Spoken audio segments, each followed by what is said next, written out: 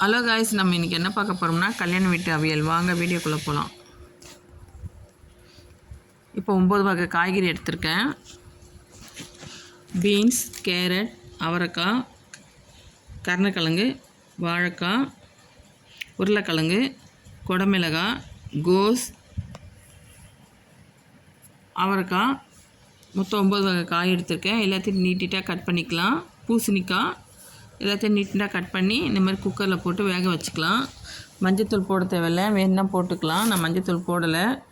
கொஞ்சம் தேவையான உப்பு போட்டுக்கலாம். அப்படியே 2 கிளாஸ் தண்ணி ஊற்றி வேகட்டும். இல்லைன்னா ஒரே ஒரு விசில் போட்டுக்கலாம். நான் விசில் போடலை, வெறுமனே தான் வேக வச்சுருக்கேன். இப்போ மசாலா சேர்த்துக்கலாம். 1 ஸ்பூன் சீரகம் போட்டிருக்கேன். 1 கப்பு தேங்காய் குட்டிகிட்டே கட் பண்ணி போட்டிருக்கேன். ஒரு 5 பச்சை மிளகாய் போட்டிருக்கேன். இதை அரைச்சி எடுத்துகிட்டு வந்துடலாம். பாருங்கள், காய் வெந்துடுச்சு. இப்போ அரைச்ச மசாலா இதில் ஊற்றிக்கலாம். தண்ணி மட்டும் எடுத்து கீழே ஊற்றிடலாம். தேவையான உப்பு போட்டுக்கலாம். தேங்காய் எண்ணெய் 1 கிண்ணம் ஊற்றிருக்கேன். நல்லா கலந்து விட்டுக்கலாம். அப்படியே ஒரு கொதி வரட்டும். இப்போ தயிர் மிக்ஸ் பண்ணிக்கலாம். 2 ஸ்பூன் தயிர் போட்டுக்கிறேன். 2 கரண்டியில் போட்டிருக்கேன் தயிர். அப்படியே மிக்ஸ் பண்ணிக்கலாம். செம்ம டேஸ்ட்டாக இருக்குங்க இந்த அவியல்.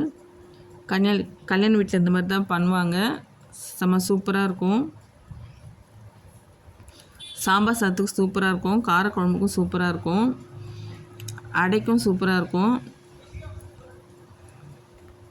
இந்த அவியலுக்கு தேங்காய் எண்ணெயும் தயிர் தாங்க செம்ம டேஸ்ட்டை கொடுக்கும்.